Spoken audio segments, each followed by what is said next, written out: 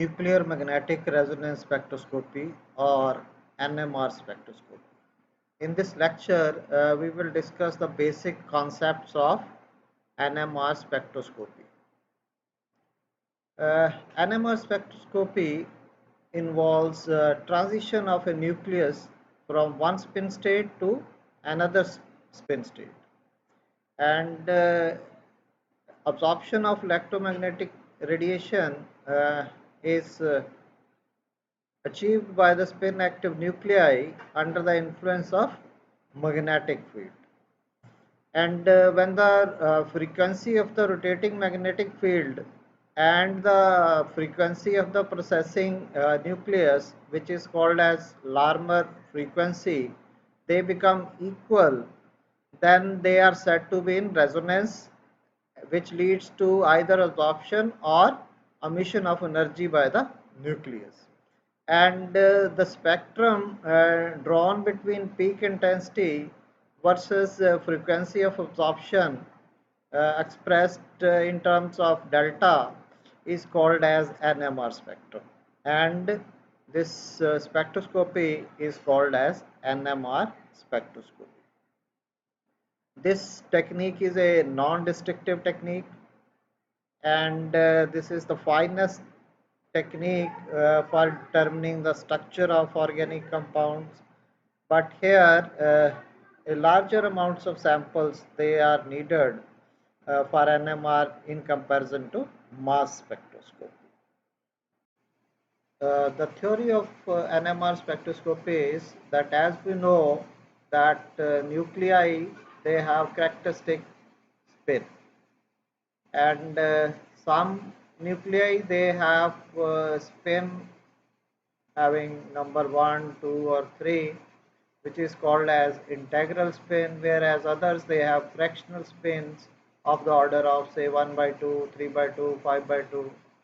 And there are some nuclei which have no spin, where I is equal to 0. For example, C12 carbon, O16 oxygen, S32 sulfur, all these they have the value of I is equal to 0, and hence these nuclei they have no spin.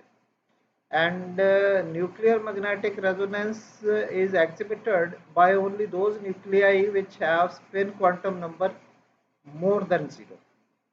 So that means any nuclei which is having spin quantum number 0 is not going to show NMR spectroscopy. Only if spin quantum number is integral, they have integral spin or fractional spin, they will show NMR spectroscopy. Now the protonucleus which has spin equal to 1 by 2, this is a spin active nuclei, hence this will show nuclear magnetic resonance. And as I have told you that C12 or O16 they have I is equal to 0, hence they are called as spin inactive, so these they will not show nuclear magnetic resonance spectroscopy.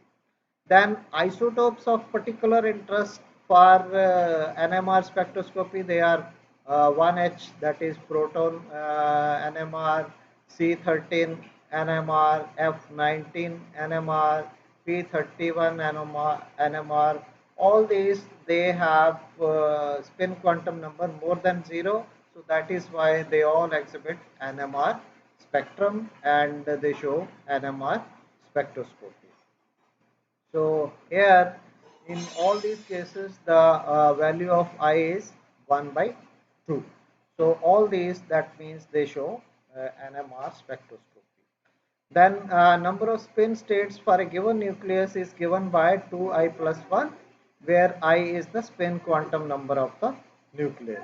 So on the basis of that we can tell that if atomic number is odd or even and mass is odd, then spin quantum number will have a fractional value. And if atomic number is odd and mass number is even, then spin quantum number will have integral value. And if both are even, then the value of spin quantum number will be 0, and in this third category this will not show NMR spectroscope. Now the nuclei which are spin active nuclei, as I told you that proton is a spin active nuclei, and it behaves as if it was spinning about its own axis like this, and this spinning charged particle generates a magnetic field around it, and therefore it behaves as a spinning nuclear magnet, and because of that spinning this magnet will create some magnetic movement which will be proportional to the spin of the nuclei, and such a motion is called as precessional motion, and proton is said to be precessing around the vertical axis of the earth's gravitational field. So in presence of an external magnetic field there will be existing two spin state, one will be in lower energy and other will be in higher energy, plus 1 by 2 state or minus 1 by 2 state, and the magnetic moment of the lower energy state is aligned with the external magnetic field, whereas that of higher energy spin state will be opposed to the external field. So because this opposes the external magnetic field, that is why this is higher in energy. Because this is aligned with the magnetic field, this is lower in energy. So this is lower energy state plus 1 by 2, and this is higher energy state where this is aligned with the magnetic field, external magnetic field, whereas it opposes the external magnetic. The difference in energy between the two spin states is dependent on the external magnetic field strength, and this difference is always very small, and if external magnetic field is 0, then both the spin states they will have the same energy, but as the external field increases, this difference in energy between the two spin states also increases. So at a magnetic field strength equal to Vx, say this is Vx, the formula to determine the energy difference is this one, that is delta E will be equal to mu V0 divided by I, where mu is the magnetic moment of the nucleus and V0 is the external magnetic field and I is the spin quantum number. So based on this formula we can calculate that what will be the difference in the two energy states, two energy spin states. And as we can see from here, as the value of external magnetic field increases, this delta E will increase, hence this difference will also increase. Then the spectrometer, which is used for determining the NMR, there are two types of technologies which are being used. One is continuous wave method and other is Fourier transfer method. And actual procedure for taking the NMR for these two methods varies, but the simplest one is continuous wave method. And a typical continuous wave spectrophotometer consists of a magnet, a radio frequency source, a detector and an amplifier. So to take the NMR, a solution of the sample is taken in this 5 mm glass tube, and this glass tube is placed between the poles of a powerful magnet, and then this is spun, this solution in the tube is spun to average any magnetic field variations. Then radio frequency radiation of appropriate energy is broadcasted from a radio frequency transmitter to this sample. Then through receiver coil, the spectrum is recorded with the help of detector, amplifier, and recorder, which is there with the help of a PC. We draw a NMR spectrum. The NMR spectrum is obtained by changing the magnetic field over a small range of frequency while observing the radio frequency signal from the sample. So this is drawn intensity versus frequency of the radiation.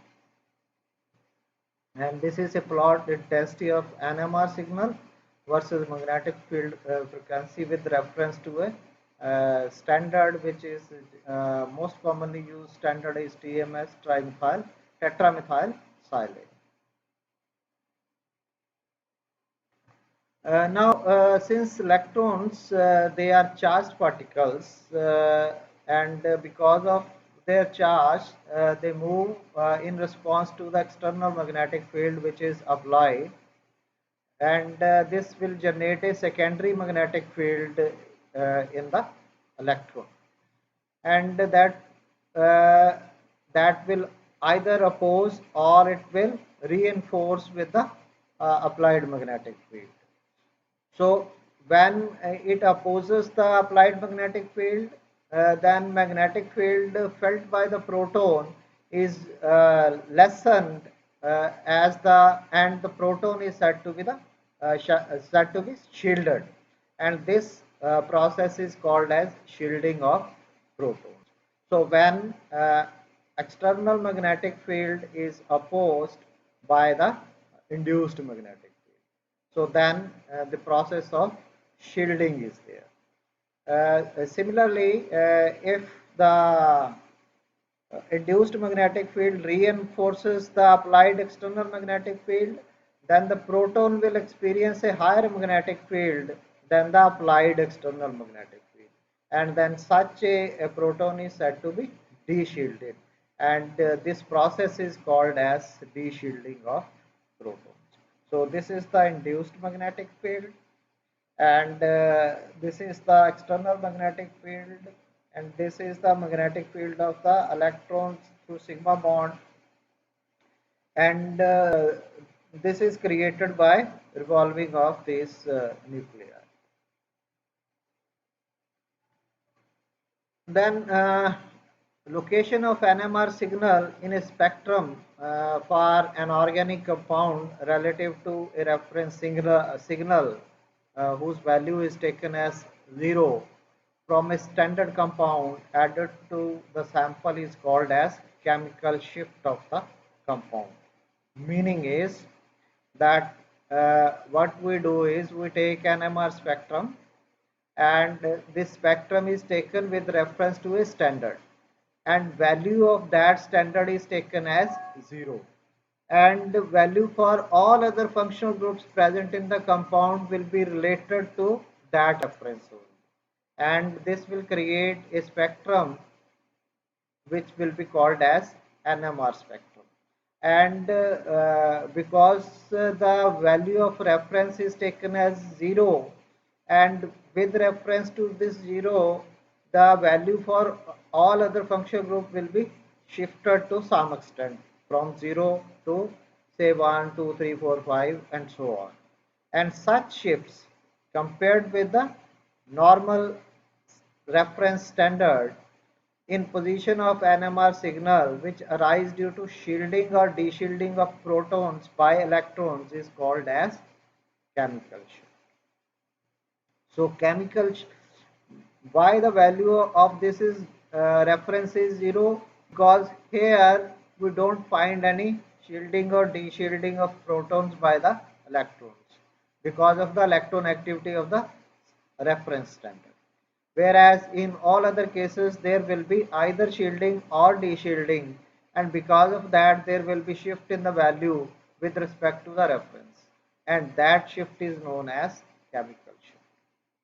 And the units of chemical shifts, they are in parts per million, and the symbol for this chemical shift is delta, and the value of chemical shift with respect to tetramethylsilane, which is used as a reference standard, can be calculated like this.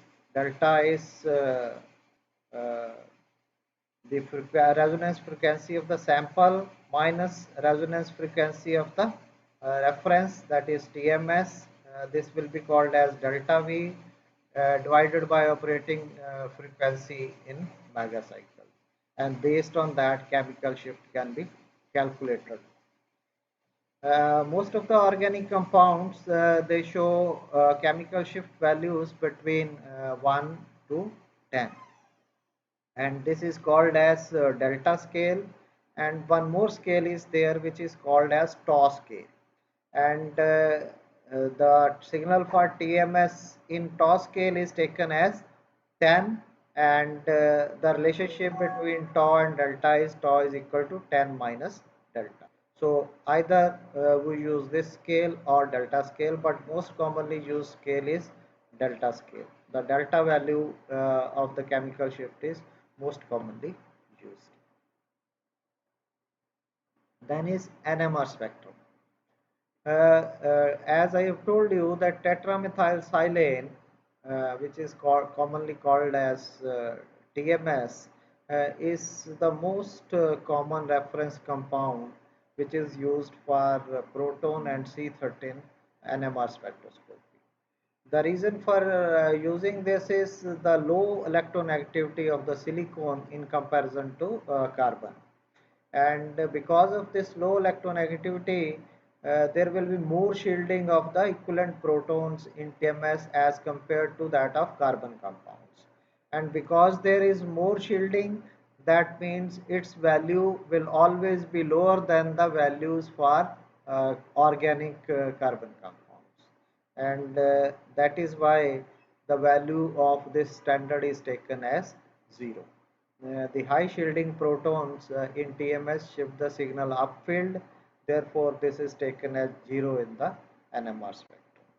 And this is also very convenient reference because this is chemically unreactive, then very low boiling, and hence it can be easily removed from the sample after we take the NMR, and it is miscible with almost all organic compounds. And further it gives a single sharp NMR signal in the NMR spectrum, and its resonance does not interfere with any of the organic compound.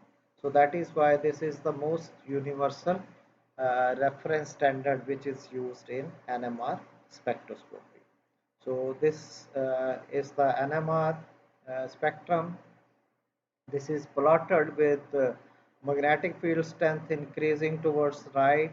This is external magnetic field strength. This is increases on right, and thus signal for TMS, this is tetramethylsilane. This is taken as 0, and for all other organic compounds, the value is with reference to TMS. So, for example, these are alkanes. They will there will be more shielding in comparison to other, and because of that they have this value. Then cycloalkanes, then ketones, then sulfoxides, then ethers, nitro compounds, halo compounds, aromatic compounds. So as the shielding increases, the signal shifts upfield. If so, here if we move towards this thing, then shielding will increase. When we move towards this downfield, then de-shielding will increase. So this is aldehydes. They are more de-shielded, and hence they show signal downfield. So this is how, based on shielding or de-shielding, the NMR spectrum is taken with reference to TMS as a reference standard. Then the solvents, as I have told you that we are to dissolve the sample, solid sample, into some solvent to take the NMR spectra of that solid. Uh, Earlier days, carbon tetrachloride was used for this purpose, but because this is a poor solvent for many of the organic compounds and also it is toxic in nature, that is why use of CCl4 is now not very common. And nowadays, deuterium labeled compounds, they are widely used as NMR solvent, and most commonly used is CDCl3, deuterated chloroform, then deuterated benzene, deuterated acetone, deuterated DMSO. They are all used as solvent. Then deuterium oxide is also used as solvent. So depending upon the solubility of the sample, we can choose the different type of solvent for running the NMR spectrum. Then factors affecting chemical shift. There are mainly four factors which principally affect the NMR spectrum. First is inductive effect, then van der Waals deshielding, anisotropic effects, and hydrogen bonding. And we will discuss all these effects one by one. First is inductive effect, or what is the effect of electronegativity of the compounds on shielding or deshielding of the different types of compounds. Now, if the electron density about a proton nucleus is relatively high, that means the induced magnetic field due to electron motion will be stronger, which will lead to a larger shielding effect. And if shielding effect is larger, we know the signal will go upfield. So in such cases, higher magnetic field will be needed for radio frequency energy to excite the nuclear spin. And as I have told you that silicon is less electron active than carbon, the electron density about the methyl hydrogens in tetramethylsilane is expected to be greater than the electron density about the methyl hydrogens in 2,2-dimethyl propane. And because this electron density is higher in case of tetramethylsilane, the resonance signal from silane derivative lie at a does lie at a higher magnetic field, and there will be more shielding in case of silane compounds, silicon compounds. And because they are more shielded, so that means elements that are more electronegative than carbon, they should exert an opposite effect, that is they will reduce the electron density, and methyl groups bonded to such element exhibit lower field signals, they are deshielded. So we can see over here tetramethyl carbon and trimethyl nitrogen. This is ether and this is methyl fluoride. If we see this, the electronegativity goes on increasing as we move from here to here, and as the electronegativity goes on increasing, the value of delta also goes on increasing. So similarly here silicon, here phosphorus, then sulfur, then chlorine, and we can see the value of chemical shift goes on increasing. So as the electron increases, the value of chemical shift also increases. Then the deshielding effect is additive in nature if we are having electron withdrawing group. We can see over here that if we are having one halogen on the compound or two halogens on the compound or three halogens on the compound.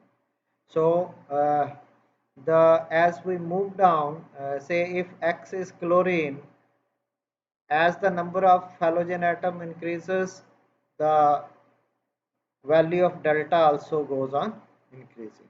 So as the number of X atoms increases, here it is 1, here it is 2, here it is 3. If we are having one bromide, the value of delta is 2.7. If we are having two bromides, CH2X2 Br2, it is 5. If we are having CHX3, that means CHBr3, then value is 6.8. So which means that as the number of electron withdrawing group increases, the effect of deshielding is additive in nature. So as we move from 1 to 2 to 3 halogen atoms, the value of delta goes on increasing. And this is the effect of electron activity on chemical shift. Similarly, if X is OR, as the number of OR groups increasing, the value of delta also goes on increasing. If it is SR, as the value of SR, as the number of groups increases, the value of chemical shift also increases. So, more the electron activity, higher will be the chemical shift. So, this is called as inductive effect. Then is van der Waals deshielding. So this effect is observed only in molecules which are having bigger substituents, and these substituents they will show steric hindrance.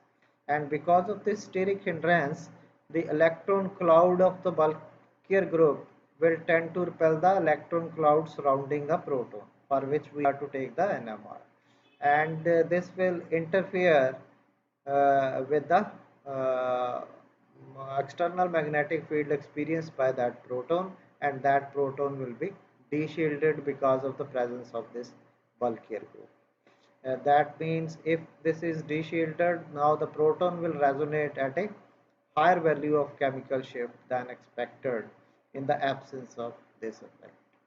So this type of deshielding is called as van der Waals deshielding, and this is purely an effect which is observed in molecules which show steric hindrance due to the presence of bulky groups. Then is anisotropic effect. This is shown by molecules which have pi electrons. The interaction of pi electrons with the applied magnetic field is complex and leads to upfield chemical shifts or downfield chemical shift depending upon how it interacts with the applied magnetic. So either it will have a diamagnetic shift or it will have a paramagnetic shift depending upon whether this is aligned with the magnetic field or it opposes the magnetic field, which will lead to shielding or deshielding. So as these effects they are paramagnetic in certain directions around the pi electron cloud and diamagnetic in other direction, and because of that they are called as anisotropic effect. So they can either make the chemical shift upfield or they can make the chemical shift downfield, because their effect can be either paramagnetic or diamagnetic in some of the direction of the molecule, and that is why these are known as anisotropic effect. So we will take few examples one by one. First we will take the case of carbonyl group, and the carbonyl group is similar to carbon-carbon double bond also, that is alkenes. Here you can see the effect of shielding and deshielding in case of carbonyl compounds. Now there are two cone-shaped regions. These are the cone-shaped regions, and other region is this one. In the other region there is a shielding at an angle of 43 degree in both the sides of this molecule, and within the cone there will be a deshielding of the proton in case of we are taking the case of aldehydes or carbonyl compounds. And the protons within these cones they experience deshielding, and hence the proton appear at a higher delta value, and the protons held below or above these cones will experience shielding and hence appear at a lower value. So that is why we have seen that proton in case of aldehydes they show higher delta values because they are deshielded. They come into the region which is deshielded. Then is in case of alkenes, the orientation of alkenes with respect to applied magnetic field that determines the anisotropic effects. So we can see over here that the portion of the molecule which is present in these cones that will experience deshielding. That means we are concerned with protons in the NMR spectroscopy. So these protons they will be deshielded, and because of that they will be showing a signal at higher delta values. So depending upon the orientation of the molecule, if orientation is like this. Now if the alkene molecule is so oriented that direction of the applied field is at 90° to the plane of the double bond, then circulation of electron shall induce a secondary magnetic field which will be paramagnetic in nature, and this will deshield in the region of alkene protons as we have seen over here, and diamagnetic around the carbon atom. So these are carbon atoms. Here we are experiencing shielding of carbon carbon double bond. But we are concerned with protons in 1H NMR. So when protons they are deshielded, that means they will show a signal at higher delta value. The direction of the magnetic field will also determine that how the alkene molecule will orient in different directions. So as I have told you, this region can be divided into two parts. One will be deshielded and other will be shielded. Then is anisotropic effect in case of benzene ring. Now the pi electron cloud in case of benzene ring, this is above and below the plane of the ring circulate in the in reaction to the external magnetic field, and that will generate an opposing field at the center of the ring. So this will create an opposite magnetic field at the center of the molecule, and sporting field will be at the edge of the ring. So this kind of spatial variation is known as anisotropy, and that is why some regions they will show shielding and some regions they will show de-shielding. The regions in the induced field which supports or adds to the external magnetic field, they will be de-shielded, whereas those which are opposed, the region in which induced magnetic field opposes the external magnetic field, they will be shielded, and then an increased applied field is needed for resonance. And if there is a shielding, the value of delta will become lower. If there is de-shielding, the value of delta will become higher. So the shielded regions they are designated by this plus sign. So these regions in the benzene molecule they are shielded regions, whereas these regions which are shown by minus sign they are de-shielded. So any proton if comes in the de-shielded region, that will show a higher delta value. Any proton which comes in the shielded region, that will show a lower delta. Then is alkyne protons. Uh, so if alkyne is oriented like this, that carbon-carbon triple bond is aligned with the external magnetic field. Then they appear at lower delta value as compared to alkenes or carbonyl compounds because the circulation of pi electrons around the triple bond takes place in such a manner that protons they will experience a shielding effect or diamagnetic effect. So they will be this proton will be shielding shielded from uh, this effect, and because of that they will show a signal at lower value because of this shielding. And high field chemical shift of ethylene hydrogens that appear at lower delta value in NMR spectrum.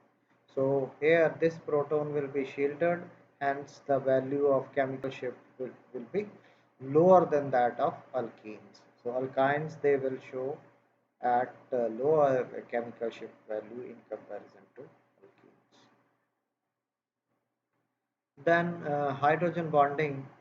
Hydrogen bonding very much affects the position of the NMR signal because of the fact that proton is shifted to a lower field. Then depending upon the concentration, the value of chemical shift will be observed. Now, very dilute solutions of say 2-methyl-2-propanol or tertiary butanol in tetrachloride, they show a hydroxyl resonance signal having a relatively high field chemical shift. They show about at less than 1 delta value, whereas the concentrated solution of this signal shifts to a lower field, usually around 2.5 delta. So as the concentration increases, we know the hydrogen bonding also increases. So as bonding increases, the value of delta will also increase. So this is the effect of hydrogen bonding on chemical shift. So similarly, like alcohols, if we take the case of phenol, so as the concentration of phenol increases, the signal goes lower field. The value of delta increases. So for example, you can see over here that if solution of phenol is 1%, the signal is shown for H hydrogen. This hydrogen is signal is shown at 4.3, and if concentration is doubled, say 2%, the value of chemical shift changes from 4.3 to 4.9. So as we move from 1% to 2%, that means concentration has doubled. So as the concentration has increased, the value of delta has also increased. If we increase the concentration further, say to 5%, the value of chemical shift also increases. Delta is 5.9. If it is 10%, value of delta is 6.4%. If it is 100% phenol, then value is 7.4.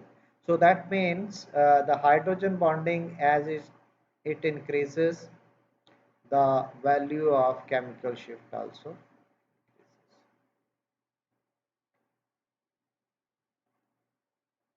Then is the case of carboxylic acids. We know the carboxylic acids they show dimeric association. So because of this dimeric association, the hydroxyl proton of carboxylic acid, this one, they display resonance signals significantly lower field. So it is shown between 10 to 13. The delta value is 10 to 13, and because of this dimeric association, the signal is often broad also. Then intramolecular hydrogen bonding also affects the NMR signal.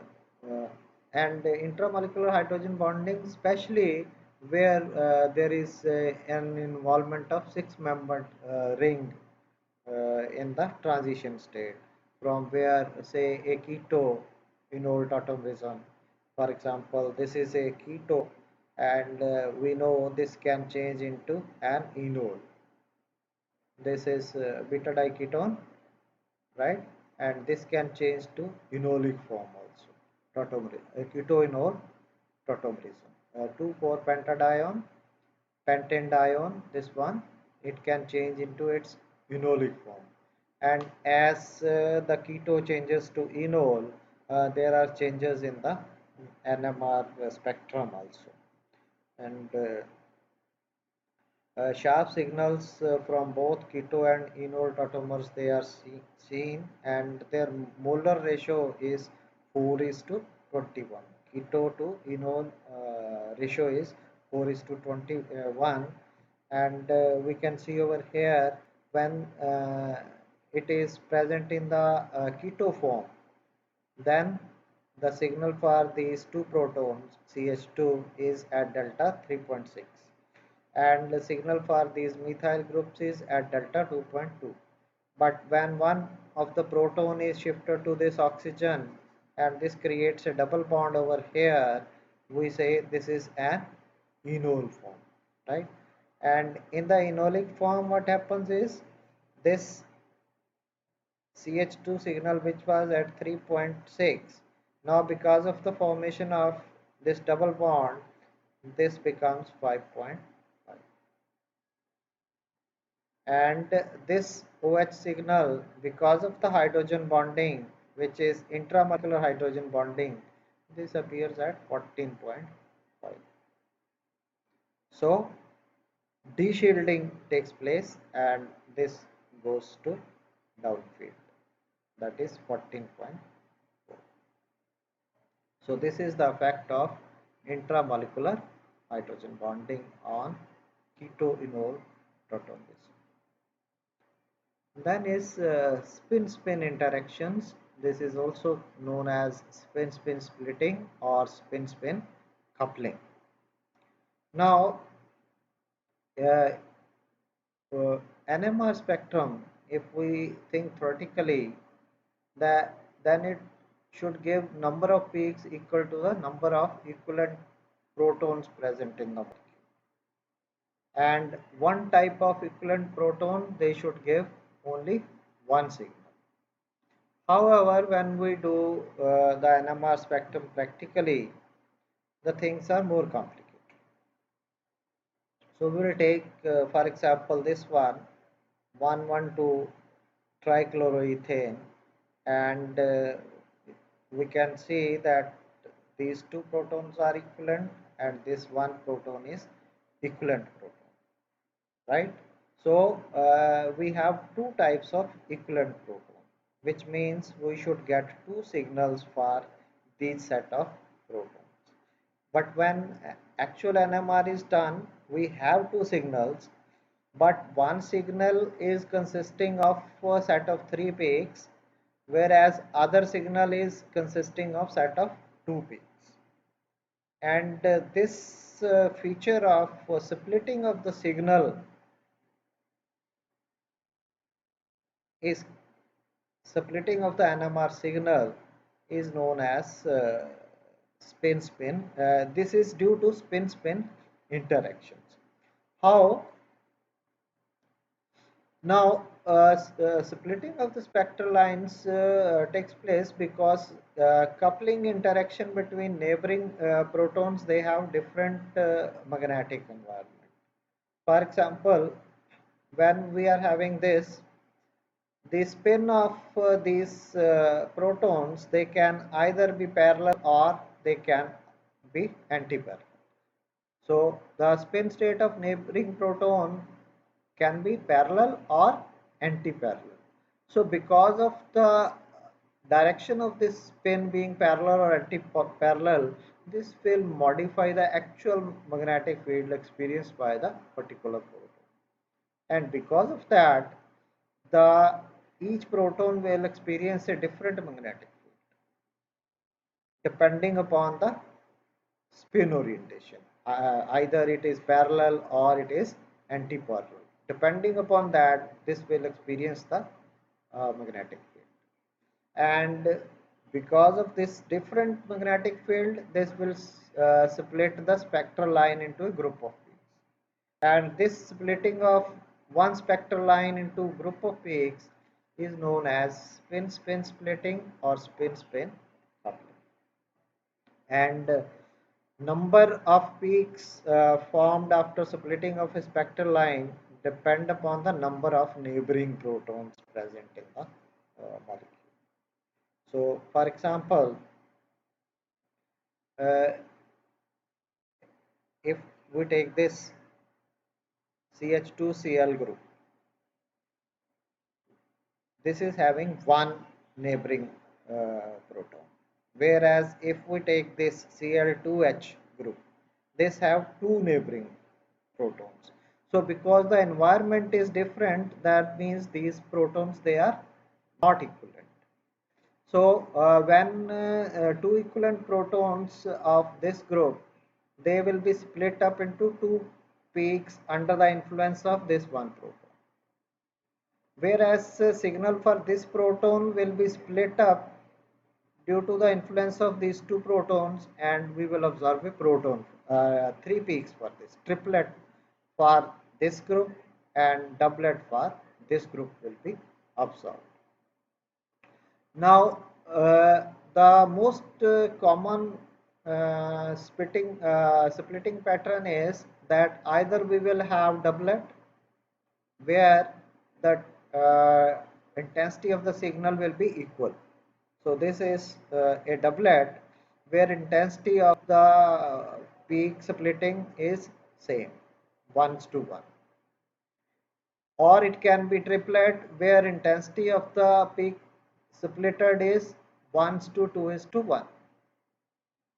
Or it can be quartet if we are having a set of four signals, then the intensity of the signal will be 1:3:3:1.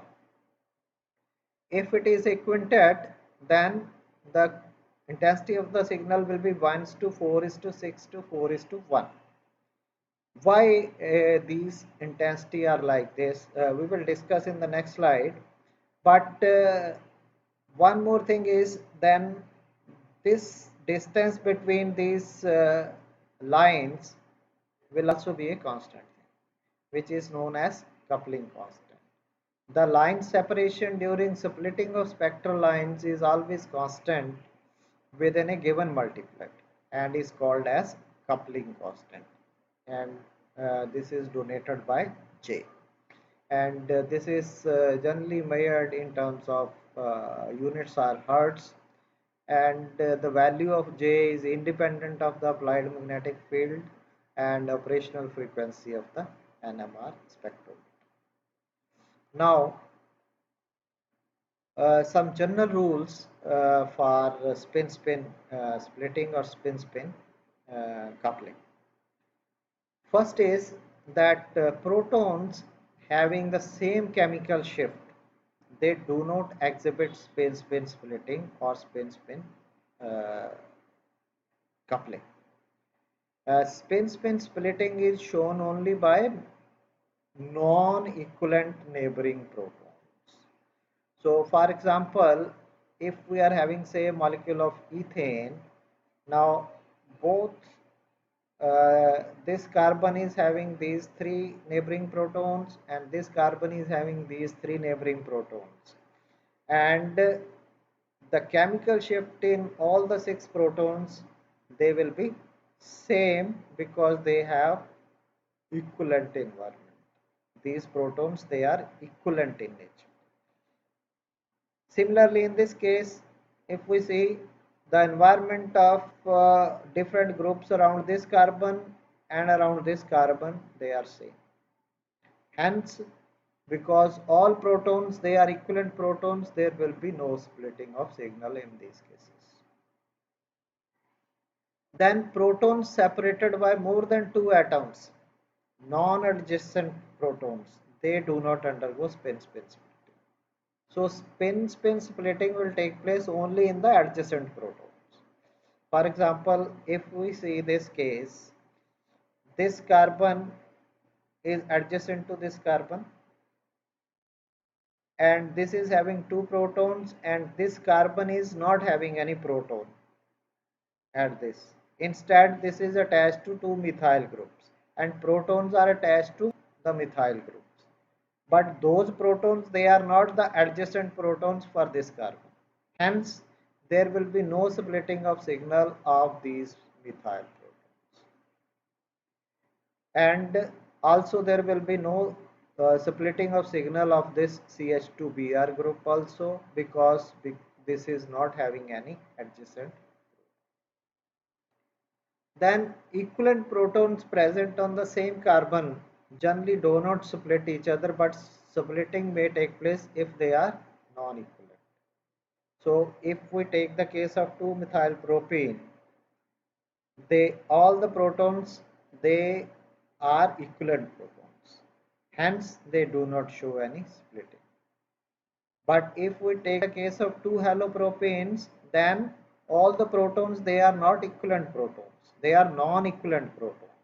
In such cases there will be a splitting, spin-spin splitting or spin-spin coupling, which will be taking place.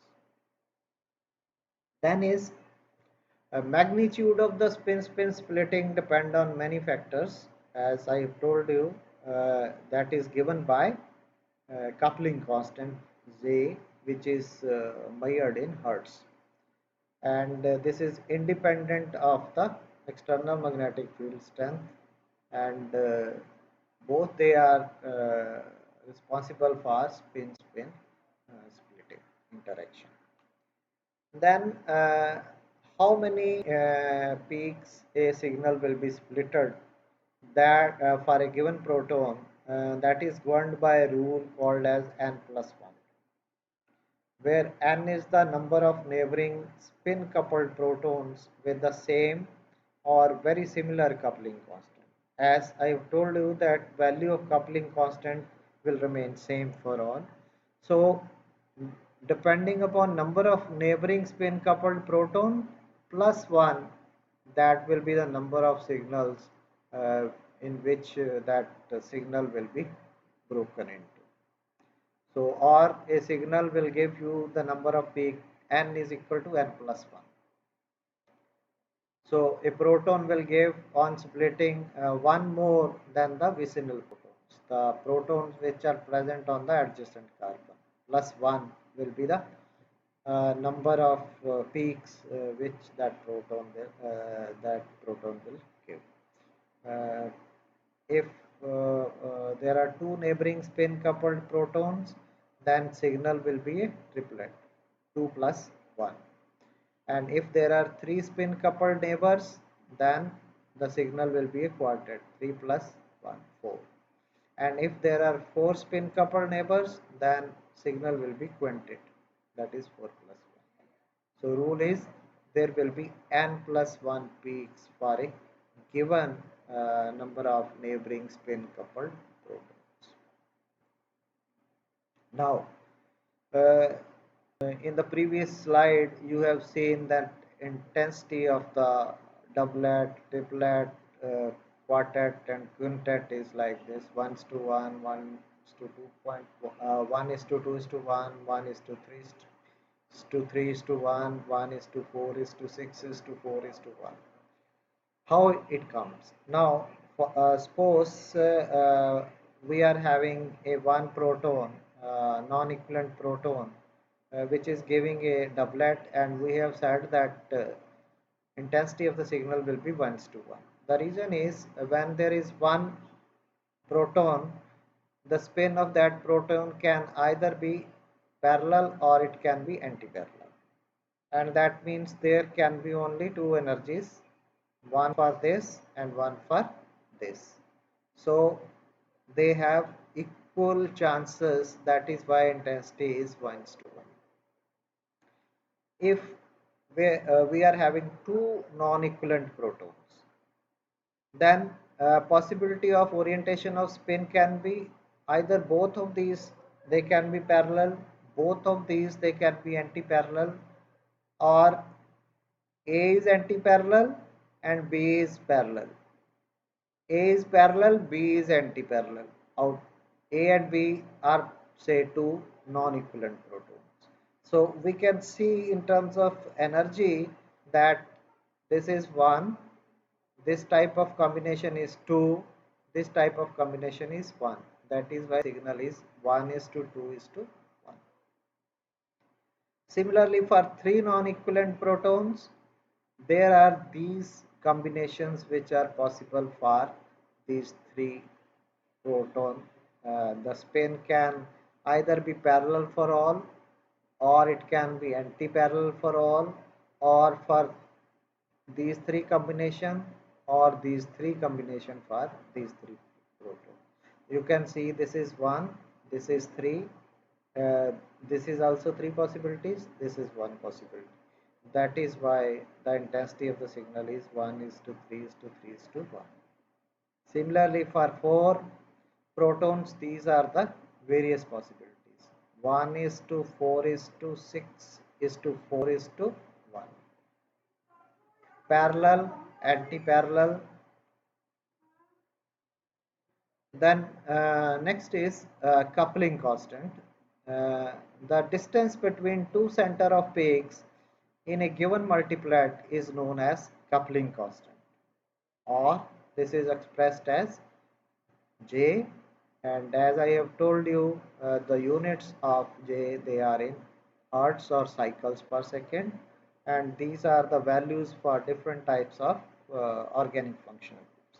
Say in case of alkenes, the value of J is 0, no splitting. These types of alkanes, the value may vary from 2 to 12. If they are having these types of substitution, 12 to 15, and depending upon the type of functional group, we will have the value of J, and based on that means J value, we can ascertain from NMR that what type of functional group is there in the molecule. So this is the book which has been referred for this lecture, Chemistry for Engineers by Harish Chopra and Anupama Parmar. Thank you very much.